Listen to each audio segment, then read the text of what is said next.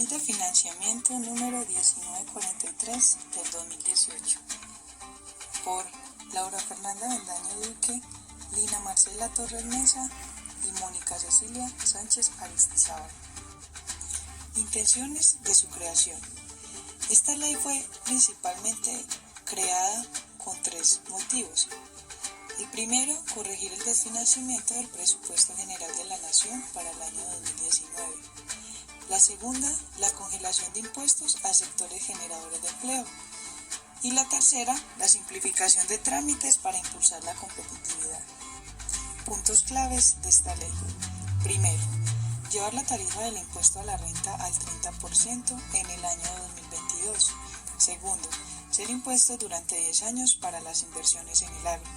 Tercero, ser impuestos para emprendimientos culturales, creativos y digitales durante 5 años. Cuarto, prisión y sanción a los evasores. Quinto, hotelería y turismo contarán con tarifas diferenciales de 9% durante 10 años. Sexto, impuesto a la renta del 27% para megainversiones. Séptimo, oportunidades para declarar activos escondidos y pasivos inexistentes sin las consecuencias de la ley. Octavo, reformas relacionadas con el IVA y el impuesto nacional al consumo, del que hablaremos más adelante.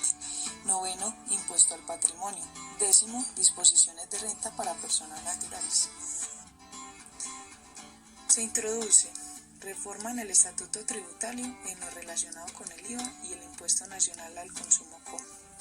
En el IVA, desaparece el régimen simplificado y ahora será como no responsable de IVA. Define los responsables del impuesto. Obliga a quienes realicen actividades graves con impuesto a registrarse como responsables de IVA. Artículo 4 de la Ley 1943, que modifica el artículo 435 del Estatuto Tributario. La venta de bienes inmuebles no causa IVA.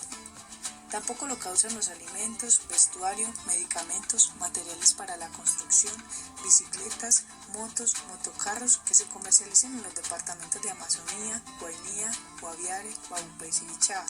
Artículo 1 de la Ley 1943, que modifica el artículo 424 del Estatuto Tributario. Quedan excluidos de IVA los servicios prestados por establecimientos de comercio de comidas y de bebidas preparadas, así como de los bares, tabernas y discotecas donde expendan bebidas alcohólicas en tanto se trate de pequeños negocios inscritos en el régimen simple. Artículo 2, Ley 1943, que modifica el artículo 426.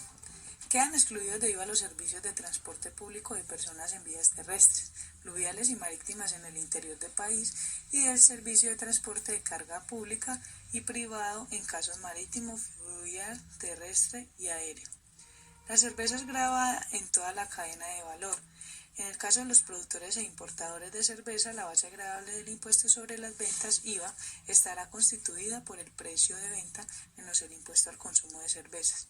Artículo 9 de la Ley 1943, que modifica el artículo 475. La DIAN podrá, de manera oficiosa, reclasificar a los no responsables en responsables. Para esto reunirá la información necesaria.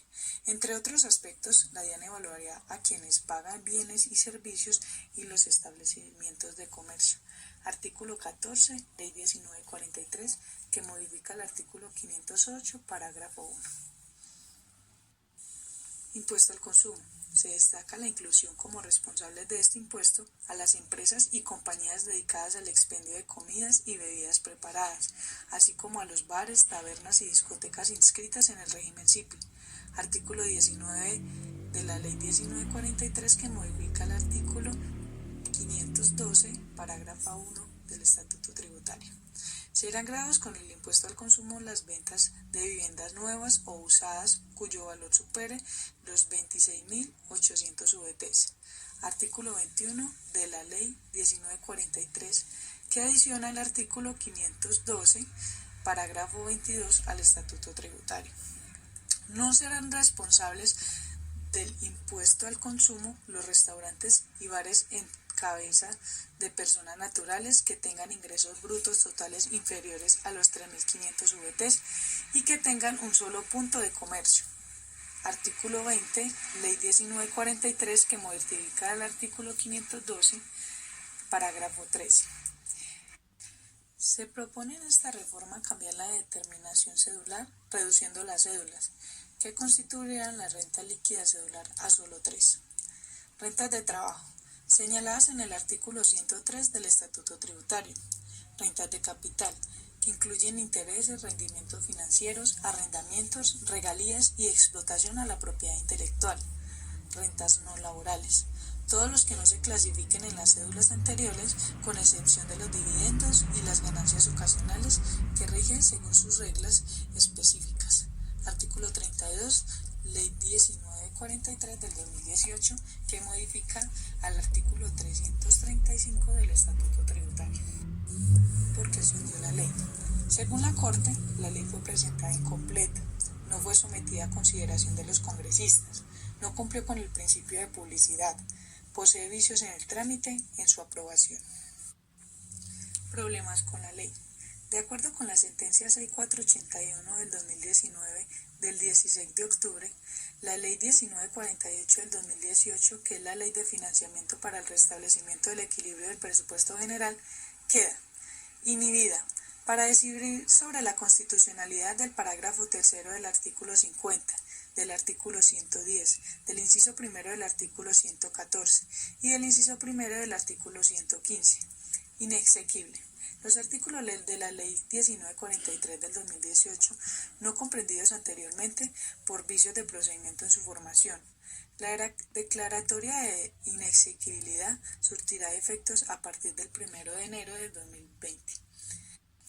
Se dispone que en el Congreso se expida el régimen que ratifique, derogue, modifique o subrogue los contenidos de la Ley 1943 del 2018 y en el caso de que para 31 de diciembre del 2019 no se hubiera publicado o promulgado una nueva ley, disponer la reviviscencia de manera simultánea de las normas derogadas o modificadas, con el fin de que las normas reincorporadas rijan para el periodo fiscal que inicia el 1 de enero del 2020 y de allí en adelante.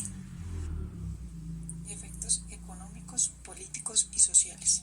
Efectos económicos. Para el Estado esta ley tiene muchos beneficios, dado que le permite recaudar más dineros y podrá lograr el restablecimiento del equilibrio del presupuesto general y subsanar el déficit fiscal. Para las empresas tiene beneficios en la medida de que a largo plazo disminuirá las tarifas de renta. Se tiene el principio de favorabilidad en las etapas de cobro, facilidades de pago, conciliaciones contencioso-administrativo en materia tributaria, posibilidades de terminación por mutuo acuerdo con la DIAN de procesos tributarios, aduaneros y cambiarios. Para las personas naturales no es tan buena la ley en la medida en que se aumentan los contribuyentes, es decir, cada vez más personas naturales tendrán que pagar impuestos a la DIAN. Efectos políticos. Si la ley se cae, deteriora la imagen del país ante inversionistas extranjeros, se da la pérdida de credibilidad, da muestra de inestabilidad jurídica y tributaria, genera mala calificación en riesgo país y las políticas fiscales no se cumplirían. Si la ley se corrige y sigue vigente, como es lo esperado, el efecto político positivo es la posibilidad de cumplir con las políticas fiscales, ajustando el presupuesto y evitando todos los malos aspectos descritos anteriormente. Efectos sociales. Con la ley se busca el recaudo de más recursos y el cumplimiento de equilibrio del presupuesto general de la nación, superando los déficits. Esto a largo plazo se ve reflejado con mayor gasto o inversión social, mejor dinámica de la inversión, incremento en el empleo y la actividad productiva. Nuestra opinión con respecto a la ley. La ley de financiamiento debe seguir operando, dado que son más las consecuencias negativas en el caso de su caída total, tales como el decrecimiento económico, la salida de inversionistas del país, la pérdida de credibilidad en la política económica, el incremento de la tasa de riesgo del país y la disminución del Producto Interno Bruto. Toda reforma tributaria busca el incremento de recaudos de dinero. Esta ley de financiamiento fue pensada para el restablecimiento del equilibrio del presupuesto general de la nación y en ese sentido consideramos que existen puntos a favor. Por ejemplo, al disminuir progresivamente las tasas de impuesto para las empresas, se puede incentivar el incremento del empleo y esto a largo plazo genera crecimiento, equidad, y bienestar social.